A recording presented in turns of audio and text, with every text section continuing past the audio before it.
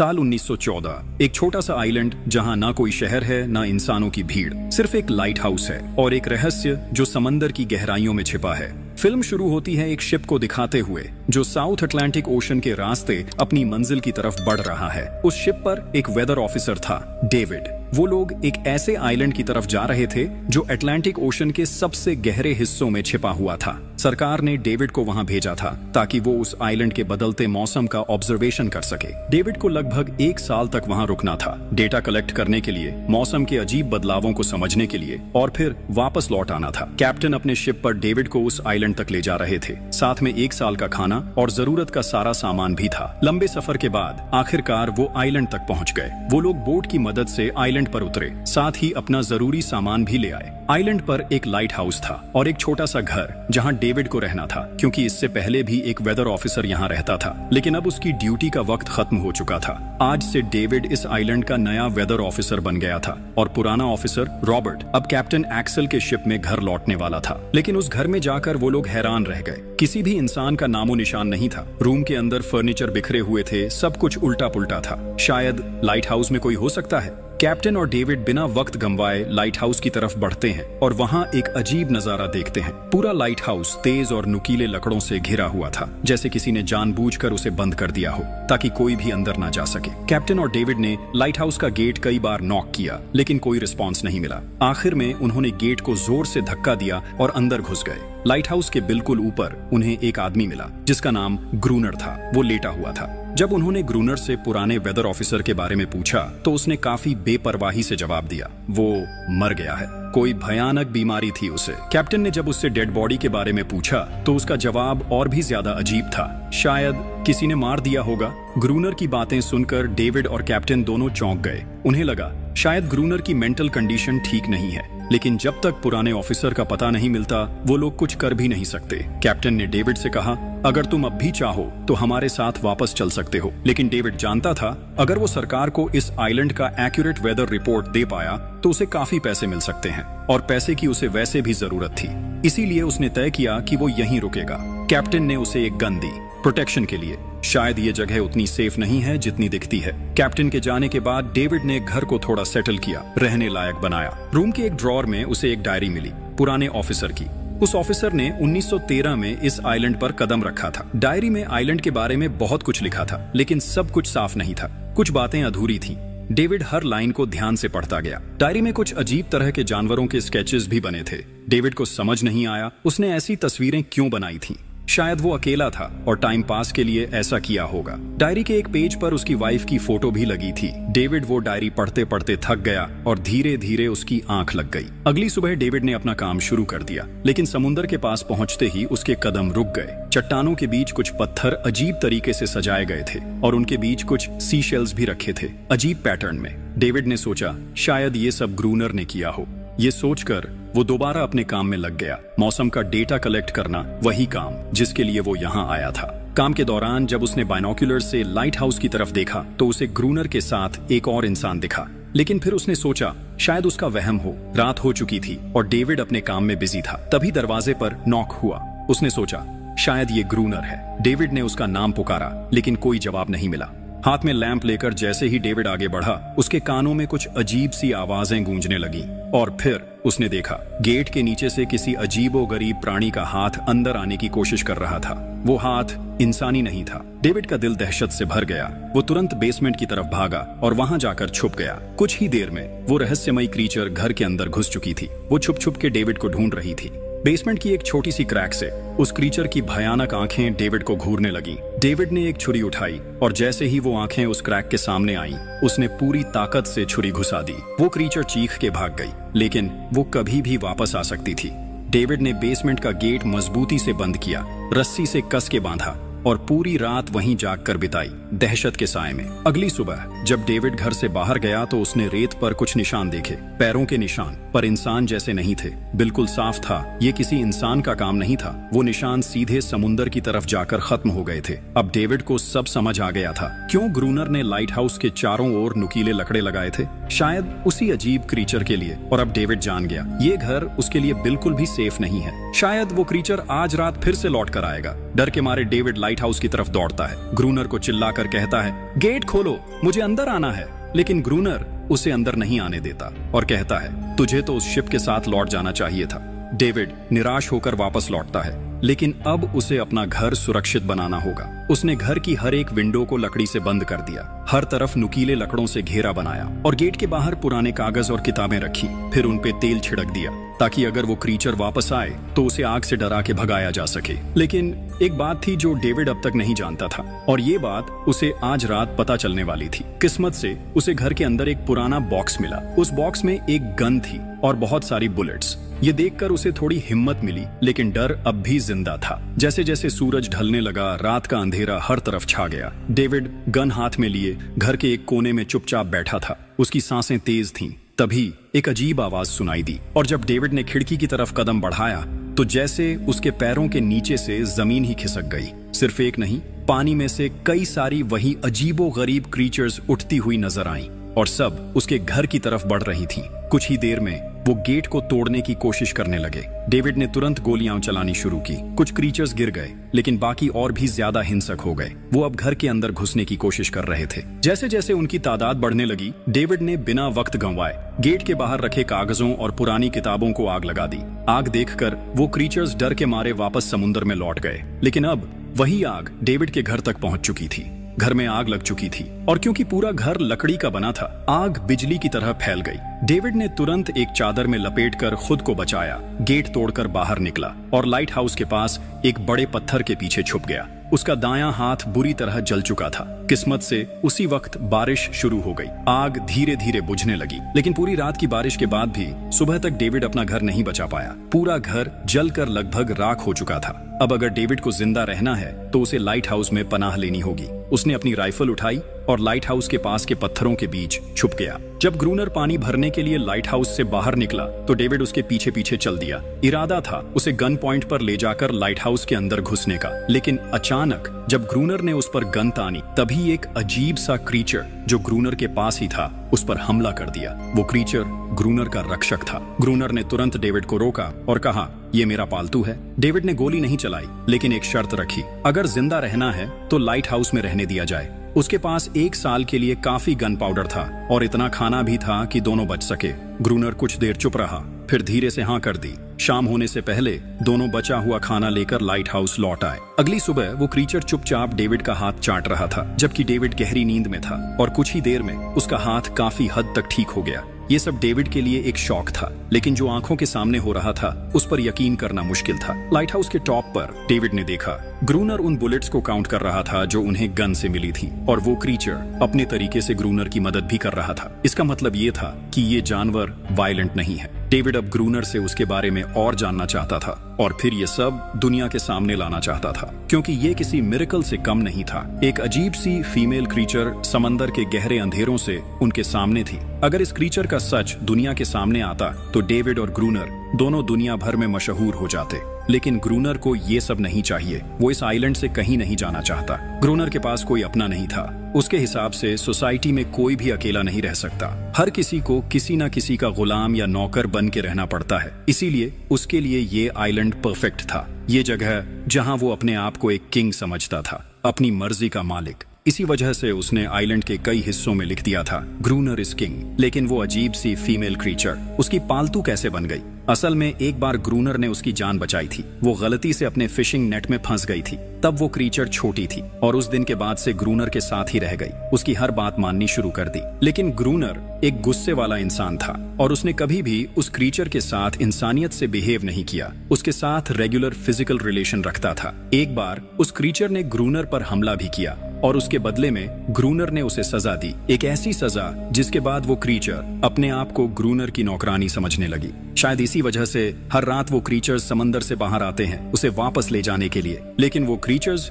दिन के उजाले में अटैक नहीं कर सकते। खैर, डेविड अब यहाँ और नहीं रहना चाहता। वो किसी आने वाले शिप को सिग्नल भेजकर ये जगह छोड़ देना चाहता है, लेकिन ये काम इतना आसान नहीं था। ग्रूनर का कहना था कोई भी शिप इस आइलैंड तक नहीं आती, लेकिन डेविड उसकी बात पर विश्वास नहीं करता। उसे यहाँ रहना अब बिल्कुल भी अच्छा नहीं लग रहा। उसे यहाँ घुटन सी महसूस हो रही है। वो जल्दी से जल्दी ये जगह छोड़ना चाहता है। शाम होने लगी है। ग्रूनर उसे कहता है गन लेकर रेडी हो जा, क्योंकि वो क्रीचर्स कभी भी हमला कर सकते हैं। वो लाइट हाउस की लाइट ऑन करने के लिए तैयार हो जाते हैं और कुछ ही देर में समंदर से एक बड़ी तादाद में क्रीचर्स निकलकर बाहर आते हैं। वो लाइट हाउस की तरफ बढ़ते जा रहे हैं। ग्रूनर उन पर लगातार फायर करता जा रहा था, लेकिन डेविड पूरी तरह से डर गया था। वो लाइट हाउस के अंदर की तरफ पीछे हटने लगा।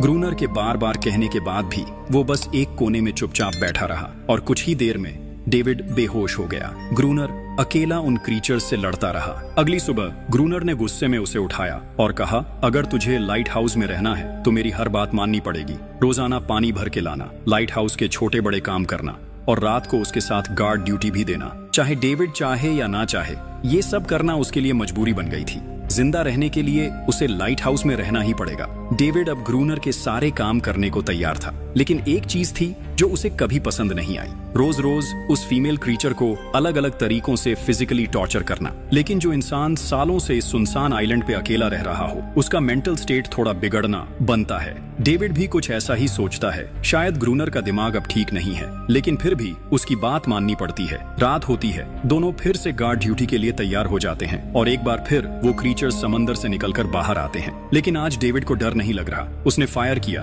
पर आज ग्रूनर कुछ भी नहीं करता। वो डेविड को बाहर छोड़कर लाइट हाउस का गेट बंद कर देता है और खुद चुपचाप अंदर बैठ जाता है, ताकि डेविड खुद सीख सके कि इन क्रीचर्स से कैसे लड़ा जाता है, वरना वो लड़ते लड़ते मर जाएगा। डेविड चीख कर मदद मांगता है, लेकिन ग्रूनर उसकी मदद नहीं करता। इसी तरह लड़ते लड़ते वो रात कट जाती है और सुबह हो जाती है। सुबह ग्रूनर ने देखा डेविड लाइट हाउस के गेट के बाहर खून में लथपथ बैठा था। अब उसने सीख लिया था इन क्रीचर्स से कैसे लड़ना है। उसके अंदर का डर जा चुका था। इसी तरह वक्त गुजरता गया, रातों को उन क्रीचर्स से लड़ते हुए और दिन भर ग्रूनर के लाइट हाउस के काम संभालते हुए। ये आइलैंड अब उसके लिए एक बंद घर जैसा हो गया था। वो हर वक्त ये सोचता रहता कि कब ये जगह छोड़े, कब आजाद हो। समय के साथ साथ डेविड का उस फीमेल क्रीचर के साथ एक अजीब सी दोस्ती बन गई थी। डेविड को उसके लिए अब बुरा लगने लगा था। अब उसे समझ आया था कि अपने लोगों को छोड़कर अकेला रहना कितना मुश्किल होता है। शायद वो क्रीचर भी कुछ ऐसा ही महसूस करती थी।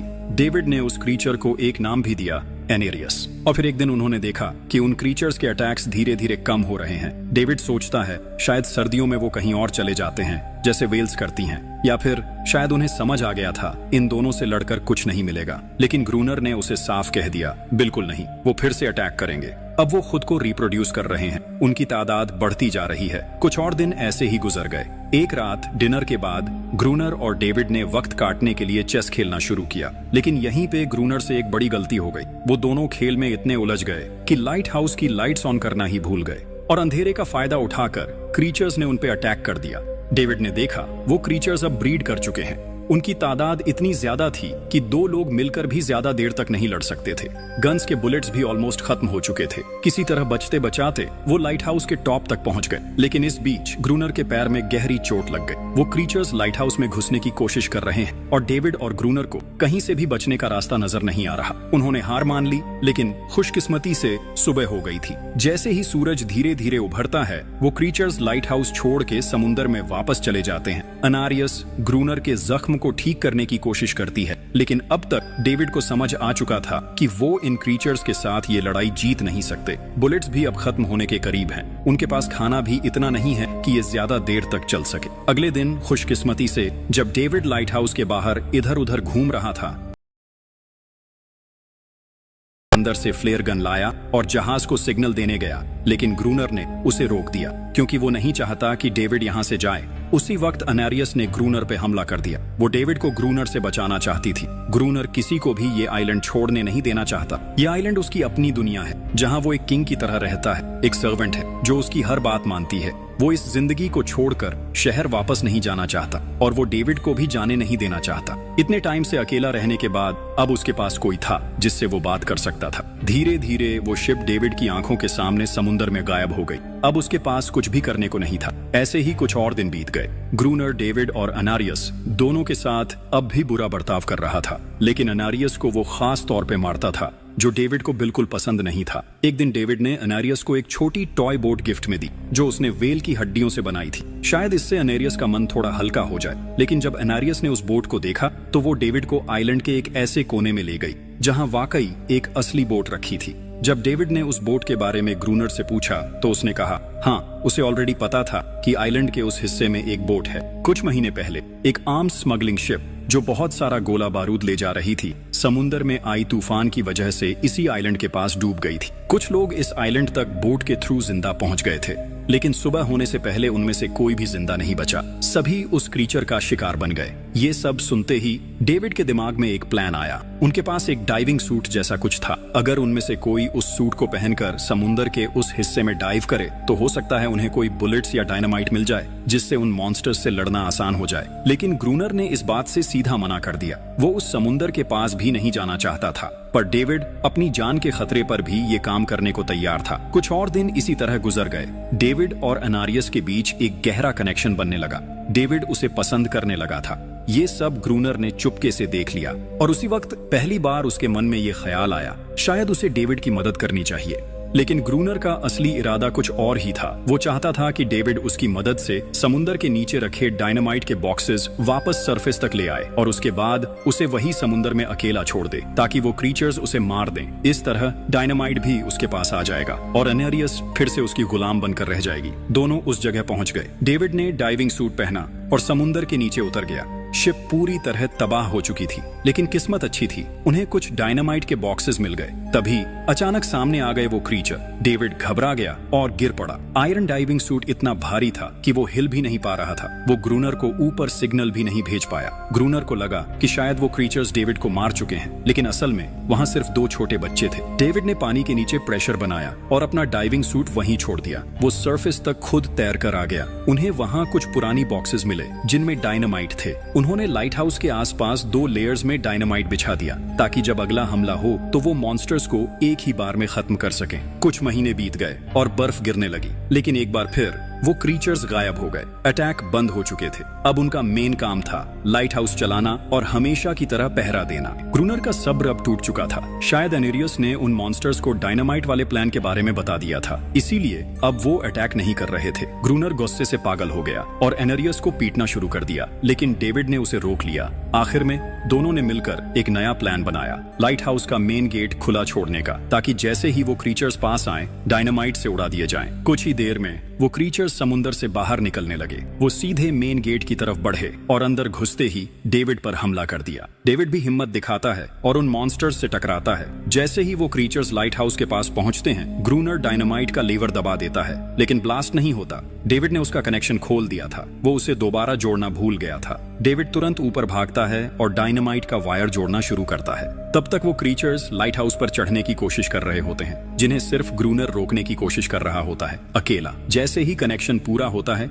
डेविड पहला लेयर उड़ा देता है। कई क्रीचर्स ब्लास्ट में खत्म हो जाते हैं, लेकिन अभी भी काफी मॉन्स्टर्स लाइट हाउस पर हमला करने के लिए रेडी होते हैं। इस वजह से ग्रूनर दूसरा लेयर भी ब्लास्ट कर देता है। दोनों इस भयानक धमाके में बेहोश हो जाते हैं। अगली सुबह जब दोनों होश में आए, एनेरियस वहां नहीं थी। मरे हुए क्रीचर्स चारों तरफ बिखरे पड़े थे। ग्रूनर उन सबको मार रहा था जो जिंदा थे लेकिन जख्मी। तभी डेविड की नजर उनमें से एक के गले में लटके एक नेकलेस पर पड़ती है और उस मोमेंट पर डेविड को अपनी सबसे बड़ी गलती का एहसास होता है। जिन क्रीचर्स को वो अब तक वायलेंट समझते आए थे, वो भी इंसानों की तरह सिविलाइज थे, सिर्फ बोल नहीं सकते थे। शायद उनका लाइट हाउस पर हमला करना किसी वजह से था, लेकिन ग्रूनर के लिए ये सब बेकार बातें थीं। उसके लिए वो इस आइलैंड का किंग था और हर किसी को उसका हुक्म मानना पड़ता था। उस दिन के बाद वो क्रीचर्स फिर कभी वैसे अटैक नहीं कर पाए, लेकिन हर दिन समुंदर के किनारे से एक रोती हुई आवाज आती थी। डेविड को अब तक नहीं पता था कि उन्होंने कितना बड़ा नुकसान कर दिया था, कितनी फैमिलीज टूट गईं, कितने बच्चों ने अपने लोग खो दिए, सिर्फ एक गलतफहमी की वजह से। अगले दिन डेविड ने समुंदर में उन क्रीचर्स के कुछ छोटे छोटे बच्चों को देखा, वो सब जिन्होंने अपने परिवार खो दिए थे। डेविड ने पत्थरों का एक गोल सर्कल बनाया और उसके बीच में वो छोटी टॉय बोट रख दी ताकि एनारियस वापस लौट आए, लेकिन कितना भी इंतजार किया, एनारियस कभी वापस नहीं आई। एक सुबह डेविड ने देखा ग्रूनर बेहोश पड़ा था। उसके आसपास कुछ पुरानी चीजें रखी थीं। उनमें एक पुरानी तस्वीर भी थी और जैसे ही डेविड ने उस तस्वीर को देखा, वो हैरान रह गया। वो लड़की जिसका फोटो उसने पहले दिन ग्रूनर की डायरी में देखा था, वो कोई और नहीं, उसकी पत्नी थी। ग्रूनर की एक वाइफ थी और वो इस लाइट हाउस का वेदर ऑफिसर था जो लगभग 1 साल पहले इस आइलैंड पर आया था। उसका असली नाम रॉबर्ट था, लेकिन उसने अपना नाम बदल लिया था क्योंकि अब वो कभी ये आइलैंड छोड़ना नहीं चाहता था। ये सब देखकर डेविड ने भी ये उम्मीद छोड़ दी कि वो कभी इस आइलैंड से जा पाएगा। अगले दिन शाम को जब डेविड समुंदर के किनारे गया, उसने देखा कि उस सर्कल में रखी छोटी बोट अब वहां नहीं थी, लेकिन उसी जगह पर उसने एक क्रीचर का छोटा सा बच्चा देखा जिसके हाथों में वो बोट थी। डेविड ने अपनी टॉर्च उस सर्कल के बीच में फेंक दी ताकि वो दिखाए कि उसका इरादा लड़ने का नहीं है, उसे किसी को चोट नहीं पहुंचानी, वो उनके साथ दोस्ती करना चाहता है। कुछ ही देर बाद समुंदर की लहरों से अनारियस निकलती है और उसके पीछे पूरा क्रीचर्स का ग्रुप भी समुंदर से उभर आता है। लेकिन इस बार कोई भी डेविड पर अटैक नहीं करता क्योंकि वो भी अब शांति चाहते हैं। उनका इरादा सिर्फ एक सेफ जगह पाने का था, अपने बच्चों के लिए, जो हर एक जानवर करता है। उन्हें इस आइलैंड पे इंसानों की अचानक एंट्री बिल्कुल पसंद नहीं आई, इसलिए उन्होंने हर रात अटैक किया। लेकिन ये बात ग्रूनर को कौन समझाए, वो तो अब भी खुद को इस आइलैंड का किंग मानता है। ग्रूनर लाइट हाउस से बाहर आता है, हाथ में बंदूक लेकर। डेविड उसे समझाने की कोशिश करता है, ये क्रीचर्स लड़ना नहीं चाहते, ये शांति चाहते हैं। लेकिन ग्रूनर किसी की नहीं सुनता। वो अनारियस को चीख कर कहता है, अंदर चली जाओ। लेकिन ये पहली बार था जब अनारियस ने उसकी बात नहीं मानी, क्योंकि अब वो उसकी नौकरानी नहीं रही, अब वो सिर्फ एक माँ थी जो अपने बच्चों के लिए खड़ी थी। ग्रूनर अंदर से कमजोर महसूस करने लगता है क्योंकि अब कोई भी उसका हुक्म नहीं मान रहा था। गुस्से में उसने लाइट हाउस की तरफ कदम बढ़ाए। डेविड को लगा शायद ग्रूनर को अब समझ आ गया होगा कि हर एक जानवर आजादी चाहता है, कोई भी किसी का गुलाम बनकर नहीं जीना चाहता। लेकिन ग्रूनर समझदार इंसान नहीं था। जैसे ही वो लाइट हाउस पहुंचा, उसने सिग्नल गन से एक फ्लेयर छोड़ी जो सीधा जाकर एक छोटे क्रीचर के बच्चे से टकरा गई। उस बच्चे की तुरंत मौत हो गई। सभी क्रीचर्स डर के मारे भाग गए और अनारियस ने भी डेविड पर से अपना पूरा भरोसा खो दिया। गुस्से से पागल डेविड तुरंत लाइट हाउस की तरफ भागता है और ग्रूनर से टकरा जाता है, उससे लड़ने लगता है। क्यों किया तूने ये सब? ये लोग तो बस शांति चाहते थे। लेकिन ग्रूनर इतना वायलेंट हो चुका था कि उसने डेविड को मारने का फैसला कर लिया। हाथ में एक्स लेकर जैसे ही वो डेविड पर वार करने जा रहा था, डेविड ने उसे उसके असली नाम से पुकारा, रॉबर्ट। ये सुनकर ग्रूनर एकदम रुक गया। असल में रॉबर्ट ऐसा इंसान कभी था ही नहीं। इस आइलैंड पर आने के बाद उसकी मेंटल स्टेट लगभग टूट चुकी थी। अकेलापन, अपनी वाइफ की मौत और गहरा डिप्रेशन, इन सब ने उसे ऐसा बना दिया था। वो असल में कोई किलर नहीं था, वो एक अच्छा इंसान था। वो क्रीचर्स कभी लड़ना नहीं चाहते थे, वो बस शांति चाहते थे। ग्रूनर ने उन्हें सिर्फ इसलिए मारा ताकि वो खुद को पावरफुल दिखा सके। और अब ग्रूनर को अपनी गलती का एहसास हो चुका था, इसलिए उसने खुद को उन क्रीचर्स के सामने सरेंडर कर दिया और कुछ ही पलों में उन्होंने उसे मार दिया।